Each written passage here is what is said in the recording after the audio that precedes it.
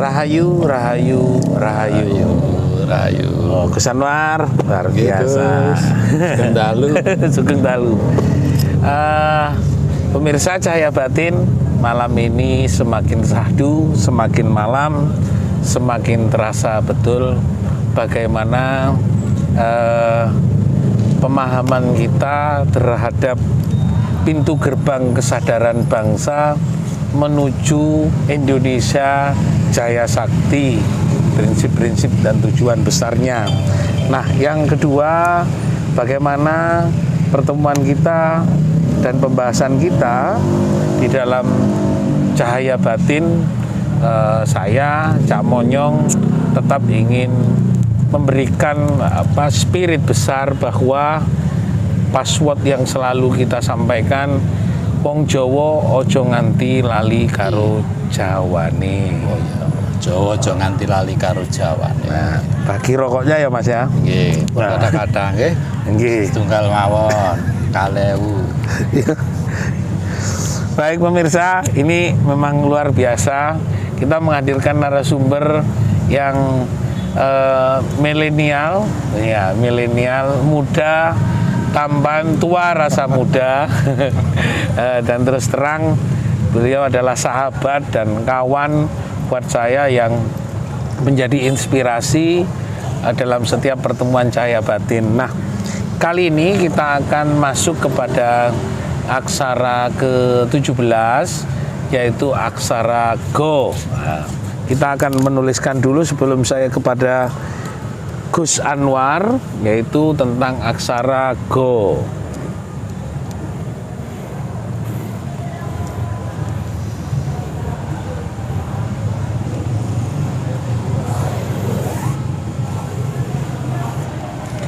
Cahaya Batin, inilah aksara Go. Nah, di sini saya akan menjelaskan sedikit banyak tentang aksara Go yang berarti guru sejati. Nah, kita coba bagaimana kita mengenal guru sejati itu sendiri, bagaimana kita memahami dan mengerti tentang guru sejati. Nah, itu banyak hal yang dibicarakan oleh kawan, bahwa bagaimana melihat diri kita selalu berdekatan. Go dalam arti secara filsafat adalah guru sejati sing muruhi atau belajar pada guru nurani. Saya kepingin ke Gus Anwar ini.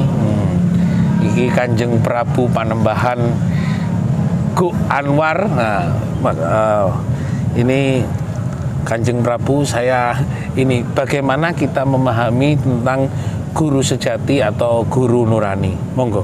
Nggih.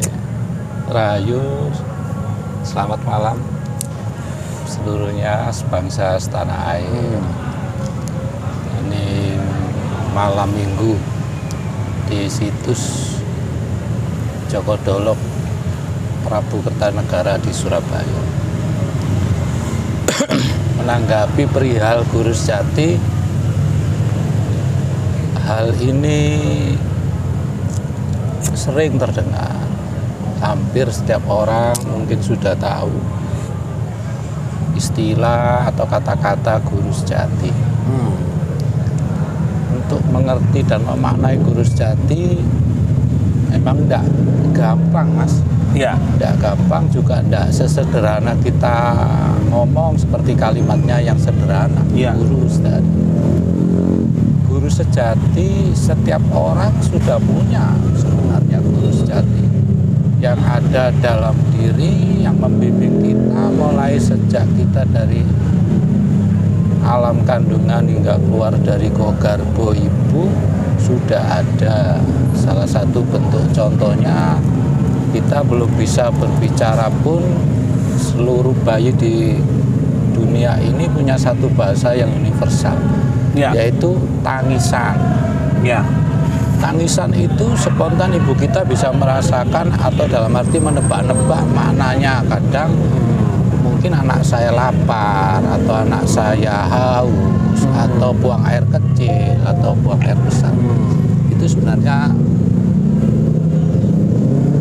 dengan guru sejati mengajarkan pada jabang bayi yang baru mengenal dunia untuk memberikan isyarat kepada manusia di sekitarnya, ya termasuk orang tuanya atau siapapun. Otomatis yang terdekat pada saat itu orang tuanya. Guru sejati kuwi sejatine guru kang ana ning awakmu, ning ya ora ketok, ning ya nyata. Guru sejati yen mulang kuwi wujude rasa ana ing rasa sejati. Guru sejati ku ya sejatine ati. Sapa manungsa kang memahami sejatine ati ya mesti ngerti marang guru sejati.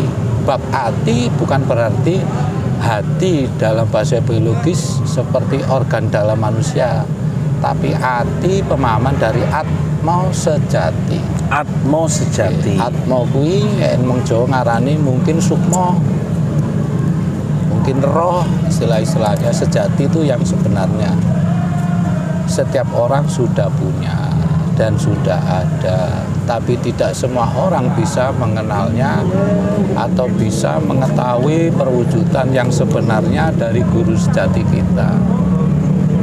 Hal ini panjang lebar luas dengan tata cara, dengan perilaku, dengan tirakat, bahkan juga ada yang ngaji atau meguru atau bertapa, apapun caranya sebenarnya sama-sama mencari guru sejati. Sebelum mengenal guru sejati, kita wajib mengenali diri sendiri. Karena tanpa mengenal jati diri, kita tidak akan mengenal guru sejati. Saya rasa demikian, Camat. Ya.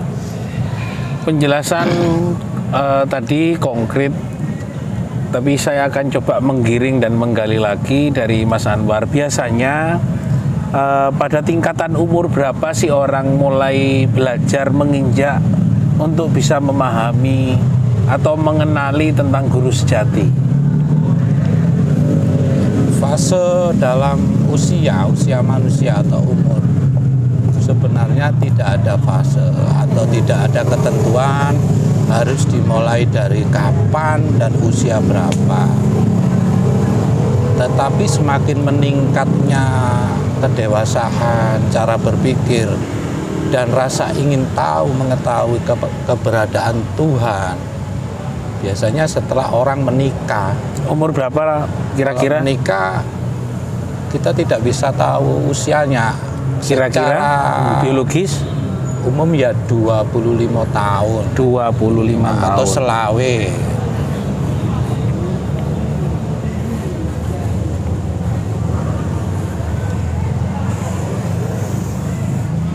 Ini secara biologis, tapi itu bukan menjadi patokan.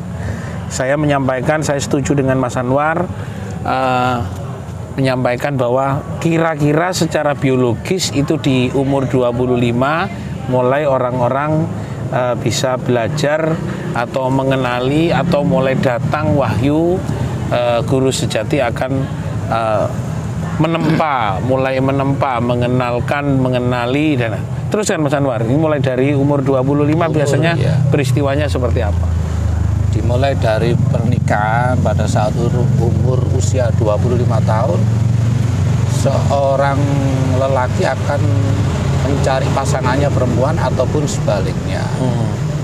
Dia punya hasrat keinginan secara biologis yang berarti juga nafsu, tapi ada nafsu yang dihalalkan atau dibolehkan dengan proses pernikahan. Tidak serta-merta seperti binatang yang semua dijalankan semaunya sendiri. Ada aturan, tata cara hidup di dunia yang sudah ada di agama. Setiap agama mungkin sudah ada. Dalam hal ini saya tidak mengulas salah satu agama. Saya coba berbicara secara kejawen, Jawa, secara Jawa. Dengan cara kita berumah tangga, kita akan mengenal pasangan. Dari proses pasangan kita akan mengenal proses rasa cinta yang sebenarnya. Dari proses rasa cinta yang sebenarnya kita akan menemukan proses manunggaling rasa. Dahup bapak kelawan ibu yang bakal akan menjadi keturunan selanjutnya. Pada proses-proses ini semua ada tahapan-tahapan yang saya sendiri tidak bisa merincikan dari A sampai Z. Hanya sebagian kecil yang bisa menjadi wacana sebagai pemula.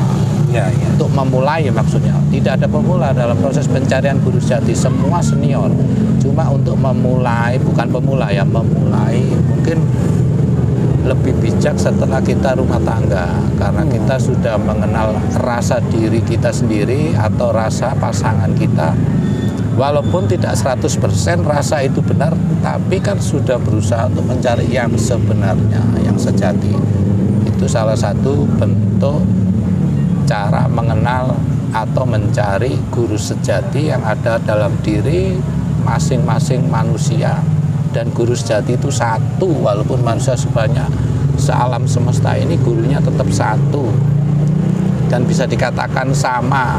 Mungkin perwujudannya pada saat yang paham-paham pernah ketemu mungkin bisa beda, tapi sebenarnya sejati ini kuwi mung siji, guru sejati kuwi mereka aja. Nggih. Mas Anwar cukup luar biasa, sangat menyentuh dan memberikan pemahaman yang dalam bahwa sejati ini guru iku mung siji.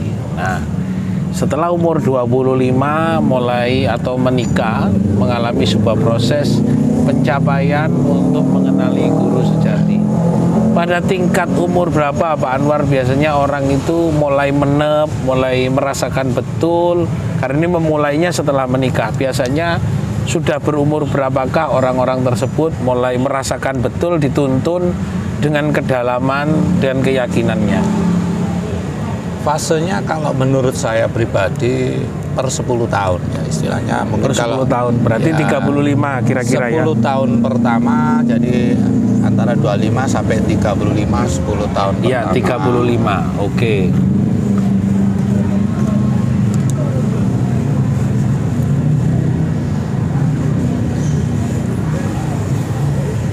Angka di 35 biasanya sudah mulai ya. Ya, betul. Terus Pada usia awal proses pencarian 10 tahun pertama istilahnya sangat emosional, sangat heroik, sangat hiper, pokoknya berlebihan, seolah-olah kita yang paling benar, Ya, ya. kita yang paling tahu, aku sing bener, kowe sing salah. Itu terjadi, itu saya rasa alami. 35 ya. Karena kita memang, karena pribadi kita masih belum begitu matang. Proses itu tetap harus dilalui, dan kesalahan itu bukan suatu kesalahan fatal, Ya. tapi kesalahan sebagai tahap dari proses menuju kebenaran yang sejati. Bila makhluk tidak pernah merasakan kesalahan, berarti dia tidak akan pernah menemukan yang sebenar-benarnya atau yang sejati. Ya. Untuk fase kedua pada usia 35 sampai 45 tahun. 45 tahun. 10 tahun kedua. 10 tahun kedua berarti 45. Ya. Fase selanjutnya. Silakan Nol. Pada masa-masa ini pribadi kita semakin dewasa, lebih bisa mempertimbangkan cara bicara, lebih bisa membandingkan diri dengan orang lain dalam arti positif. Kalaupun saya benar berarti yang lain juga benar. Kalaupun saya salah berarti yang lain juga salah. Jadi semuanya diawali dari pribadi, tidak menyalahkan pihak lain, tapi kembali ke diri jati kita. diri sendiri. Pada fase ini kedewasaan mulai tampak, proses spiritualnya semakin stabil dan tidak menggebu-gebu. Tapi setiap gerak tubuh, perkataannya sudah melambangkan hidup yang sebenarnya. Sudah ada campur tangan Sang Pencipta atau Guru Sejati itu tadi, sehingga untuk mengambil kesimpulan tidak serta-merta hanya dari satu mata pandang pribadi. Tapi dalam hal apa, untuk siapa, dan harus bagaimana itu selalu dipertimbangkan. Ya. Itu untuk fase 10 tahun kedua. Untuk fase 10 tahun ketiga, ini saya berbicara yang saya pernah alami ya. Ya, Jadi ya, yang ya. tidak, saya tidak akan bicara. Iya. Usia 45 Tadi sampai 55. Memang pada saat ini saya memang masih belum usia 55, tapi saya sudah di fase tengah-tengah di antara 45 dan 55. Pada proses ini kita semakin seperti orang bodoh karena tidak selalu menggunakan akalnya, karena akal hanya mengikuti nafsu, dipergunakan secukupnya hanya untuk kepentingan hidup di dunia, sosialisasi dengan masyarakat, beradaptasi dengan lingkungan, juga mengikuti aturan negara yang ada. Jadi orang yang memahami guru sejati tidak akan pernah menjadi pemberontak sewaktu pemimpin, saya yakin itu. Walaupun mungkin tidak sama misinya ataupun bertentangan, tapi dia memahami tidak semua pola berpikir manusia itu sama. Karena dalam perbedaan itu ada suatu kekuatan yang mana bagi orang-orang yang paham guru sejati, dia akan dibimbing. Harus melangkah seperti apa, harus bertindak bagaimana, dan mengambil keputusan. Jadi tidak sembrono, tidak sembarangan. Dan yang paling penting, mungkin ini sebagai closing statement saya, ilang musno tanpa manembah. Kui tegese 0002. Kalau dibalik tahun 2000. Jadi 002. Ilang musno tanpa manembah. Siapapun, makhluk apapun, wujud apapun, kalau sudah meninggalkan manembah atau ibadah dalam arti agama atau berbakti kepada bumi pertiwi, popo, angkoso, itu berbakti. Kalau tidak manembah, ya akan musnah. Musnah itu dalam arti yang sangat luas. Mungkin dalam kehidupan kita beruntung, tapi tidak di mata Sang Pencipta. Bejo bejane sing lali, isih bejo sing eling lan waspada. Saya rasa cukup. Ya, oke. Luar biasa. Hampir semua pembicaraan ini saya meminta Prabu Kanjeng Anwar di dalam diskusi kali ini, saudara-saudara dan teman-teman semuanya, semoga dalam diskusi kali ini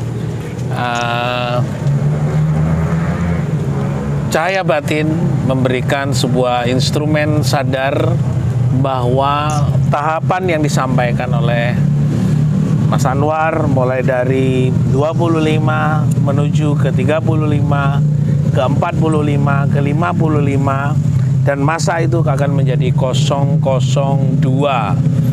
Kita akan menjadi Ilang musno tanpa manembah.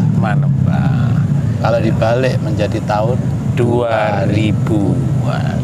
Semoga ini menjadi sebuah peningkatan spiritual kita ke depan, cahaya batin dari membahas tentang aksara Go, guru sejati sing murui, mampu untuk membantu untuk kita selalu sadar dan waspada bahwa sebenarnya di dalam diri kita sudah ada guru sejati. Terima kasih. Esok kita akan membahas kembali dalam cahaya batin tentang aksara Jawa yang ke-18. Terima kasih. Semoga biasanya Mas Anwar menyampaikan kita akan menjadi orang Jawa welas asih, luhur budi lan wicaksana. Rahayu, rahayu, rahayu.